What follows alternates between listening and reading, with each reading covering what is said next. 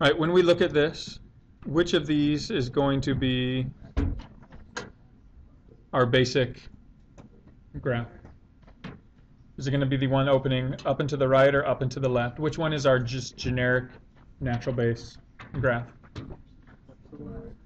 Up and to the right. It's the growth function, right? Okay, so the growth function, this right here, is going to be our basic graph. Okay, and so when we do our shifting, we're going to take the generic form will be based off of this. So let's take a look at what we have here. So what's our vertical shift going to be for this graph? It goes down 3, right? So our asymptote, which was originally at y equals 0, is going to move down 1, 2, 3. Okay, so here's our horizontal asymptote. So we can fill that in. Y equals -3. It's equivalent to our vertical shift. Okay, and then what's our horizontal shift? It's going to go, again, what value of x gives you a 0 in here? A -1, so it's going to go to the left 1. So this critical point right here gets moved to the left 1. Okay, now what we want to do is we want to evaluate and see what exactly happens to this. So when we plug in a -1 for x, we get e to the power of 0, which has a value of, anything to the 0 power is 1. So 1 times 4 is 4. 4 minus 3 is 1. So it's going to be -1, 1. So here is our point. Again, it doesn't get shifted down 3 and over 1 necessarily, because it's also going to be what? Shrink? Is it shrinking or stretching based on the multiplier in front? It's stretching it. So it's elongating it. So it's not just straight down and over 1. It gets stretched up to here. So it is going to fit this form. So not shrinking. We are stretching it. The coefficient here is greater than 1. Okay, is there any reflection? That coefficient is positive, so there is no reflection.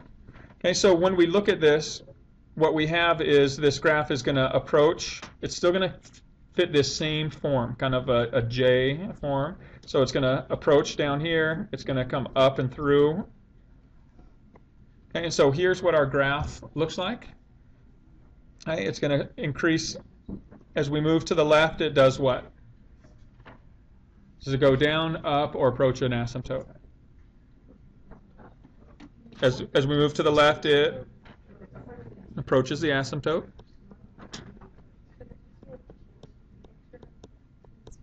Okay, and toward the right, what's our graph doing? Continues to go up, or it rises to the right. So here, what's our domain? The restrictions on our x's, the lowest x is -infinity, the highest x is positive infinity. Like all the other growth functions, there's no limitations on what x can be. So it's all real numbers. But our range winds up being what? Again, our range goes from bottom up. So what's the lowest possible y value? -3. It never actually reaches that, so it approaches it. So parentheses at -3. And what's the highest possible y value? Infinity. Right? And so those would be our the information that we would have for that. Okay, this time let's take the following function.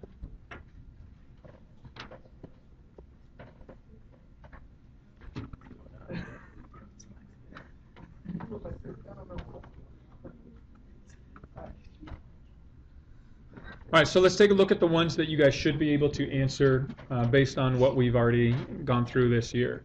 So vertical shift, you should be able to answer. So what's going to happen to this graph? It's going to be shifted up 1. So we know that one. Okay, so we take our horizontal asymptote, which was y equals 0, and we move it up 1. Okay, so we get y is equal to 1 is our horizontal asymptote. Okay, what about horizontal shift? What value of x in this power would give you a 0? No. -2 times 2 is -4. 0, right? So is there any horizontal shift?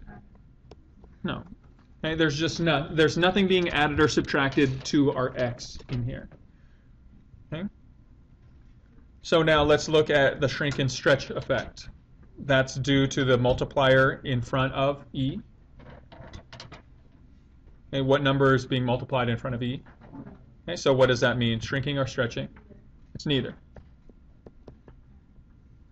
All right, so this is all probably that you guys can do, or I mean, all I would be expected for you guys to be able to do based on just what we've done so far. And so let me talk about what the new piece of information is. It's the location of this minus, this negative sign in the function. Okay, so what I mean by in the function means it's attached to the x itself, the variable. Like the location of the variable in our function is where the negative occurs. Okay, what would have happened if this negative would have been attached out in front of our function? So in front of this e. We would have had reflection across the, would have been vertical reflection across the x-axis, right?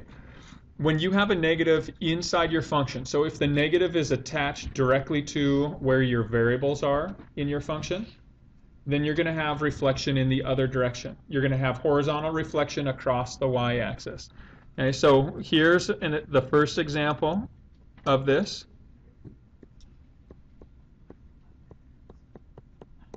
Okay, so what's going to happen is this parent function is going to get shifted up 1, and then it's going to be reflected across horizontally.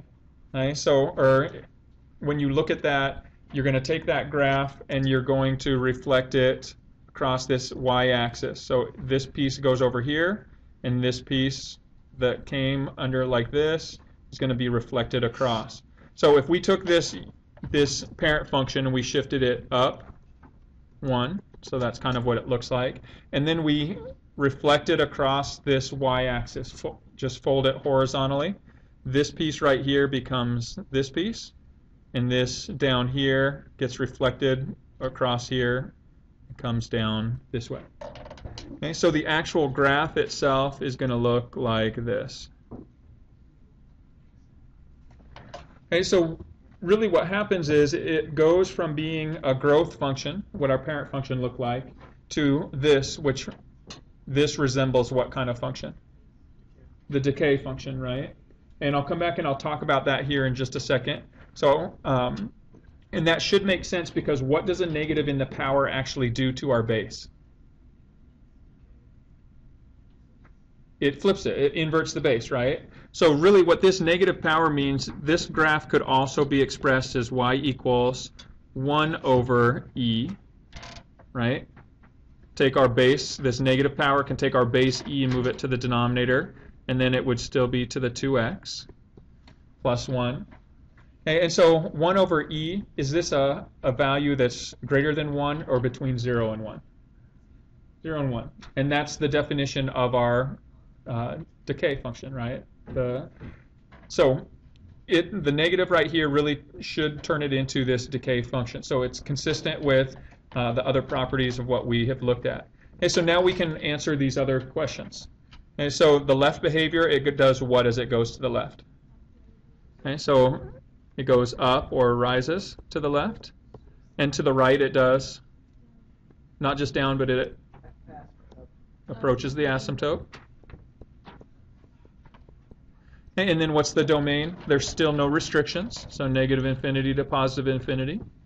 And the range, which goes again from bottom up, has the lowest level of,